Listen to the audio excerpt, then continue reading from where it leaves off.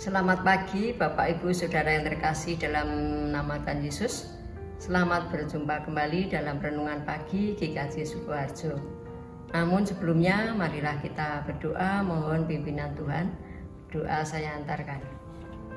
Tuhan yang makasih Bapa yang di surga, kami datang kepadamu saat ini ya Tuhan. Kami mengucapkan syukur atas penyertaan dan berkat-Mu.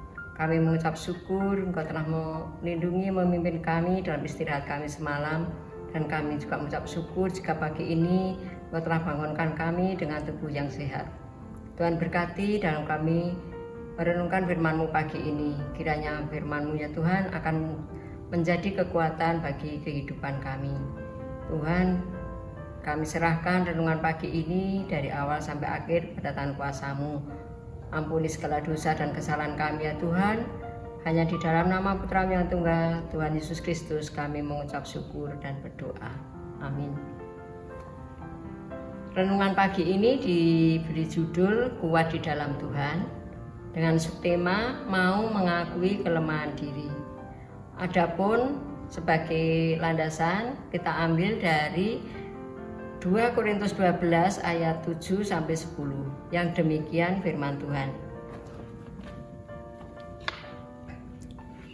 Dan supaya aku jangan meninggikan diri karena pernyataan-pernyataan yang luar biasa itu, maka aku diberi suatu duri di dalam dagingku, yaitu seorang utusan iblis untuk mengecoh aku, supaya aku jangan meninggikan diri. Tentang hal itu, aku sudah 3 kali berseru kepada Tuhan supaya utusan iblis itu mundur daripadaku. Tetapi jawab Tuhan kepadaku, cukuplah kasih karuniaku bagimu, sebab justru dalam kelemahanlah kuasaku menjadi sempurna. Sebab itu terlebih suka aku bermegah atas kelemahanku, supaya kuasa Kristus turun menaungi aku. Karena itu aku senang dan rela di dalam kelemahan, di dalam siksaan, di dalam kesukaran, di dalam penganiayaan, dalam kesesakan oleh karena Kristus. Sebab jika aku lemah, maka aku kuat. Adapun nats pagi ini diambil dari 2 Korintus 12 ayat 9b yang demikian. Sebab itu aku terlebih suka bermegah atas kelemahanku, supaya kuasa Kristus turun menaungi aku. Bapak Ibu, setiap manusia pasti mempunyai kelemahan, entah itu disadari atau tidak. Namun, seringkali kita tidak mau mengakui dan merasa gengsi untuk mengatakan bahwa kita itu lemah. Lemah dalam artian keberadaan kita mungkin bisa bidang ekonomi, bidang pendidikan, bidang kemampuan, atau mungkin kemampuan anak-anak dalam pelajaran dan lain sebagainya. Kita menganggap diri kita itu kuat, sanggup melakukan segalanya diri sendiri, merasa tidak perlu bantuan orang lain. Keberhasilan yang kita capai itu adalah hasil usaha dan kerja keras kita tanpa campur tangan orang lain. Bahkan mungkin tanpa campur tangan Tuhan. Bapak Ibu dan saudara yang terkasih di dalam Tuhan, apakah kita cukup berani dan berbesar hati untuk terbuka di hadapan Tuhan atas keberadaan kita, baik itu kelebihan maupun kekurangan yang ada pada diri kita? Memang kadang susah untuk mengakui kekurangan diri, karena dalam pemahaman dunia memperlihatkan kekurangan itu adalah tindakan yang lemah. Namun di dalam Tuhan konsep itu diubah. Saat kita mengakui kelemahan atau kekurangan kita di hadapan Tuhan, maka saat itu pula lah kita menerima kekuatan yang dari Tuhan. Seperti yang ditulis Rasul Paulus dalam 2 Korintus 12 ayat 10 yang demikian. Karena itu aku senang dan rela di dalam kelemahan, di dalam siksaan, di dalam kesukaran, di dalam penganiayaan, dan dalam kesesakan oleh karena Kristus. Sebab jika aku lemah, aku kuat. Mengakui dan menerima keberadaan di hadapan Tuhan adalah langkah awal kita menerima pemulihan.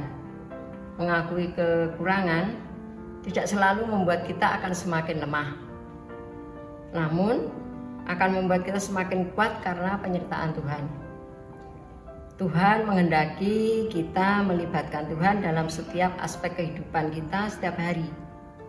Hal ini agar hidup kita sangat tergantung kepada Tuhan dan bukan bermegah atas kekuatan diri kita sendiri. Semakin kita menyadari kelemahan kita semakin membutuhkan Tuhan dalam hidup kita. Jadi bukan mengandalkan kekuatan kita sendiri, melainkan senantiasa melibatkan, bersandar, dan mengandalkan kekuatan yang dari Tuhan. Mari kita belajar mengakui dan terbuka pada Tuhan akan keberadaan kita. Kadang masalah, cobaan, kegagalan dipakai Tuhan untuk menyatakan keberadaan kita yang lemah dan terbatas. Sehingga kita belajar tergantung pada Tuhan, mengandalkan kuasa Tuhan. Rasul Paulus diizinkan Tuhan untuk mengalami ujian, tantangan, dan bahkan menghadapi duri dalam daging. Tetapi Paulus menyikapinya dengan sudut pandang yang berbeda. Rasul Paulus tidak menolak, namun dia rela menerima, dan justru dalam kelemahannya ia semakin kuat karena kuasa Tuhan.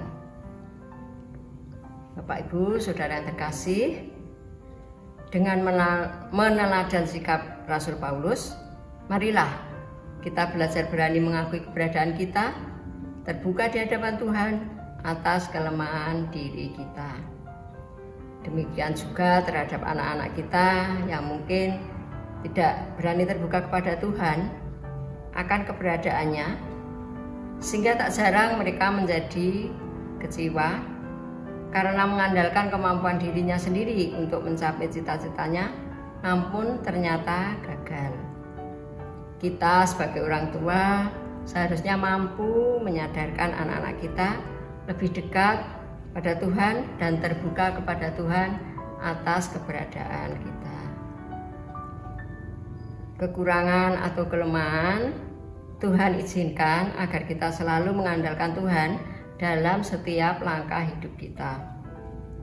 Kelebihan maupun kekurangan itu karunia Tuhan diberikan kepada setiap manusia yang harus diterima dengan penuh ucapan syukur. Dengan menyadari kelebihan, agar kita mampu bersyukur dan tidak menjadi sombong karena semua itu hanya karena kuasa Tuhan. Dan menyadari kekurangan atau kelemahan mengajarkan kita agar senantiasa bersandar dan mengandalkan kuasa Tuhan, sehingga kita tidak akan menjadi takut ataupun minder. Demikianlah Bapak Ibu renungan pagi ini. Kiranya Tuhan memampukan kita berani mengakui keberadaan kita di hadapan Tuhan. Jangan sombong, marilah kita berani mengakui keberadaan kita, bersandar dan mengandalkan kekuatan yang dari Tuhan. Selamat pagi, selamat beraktivitas, Tuhan memberkati. Amin.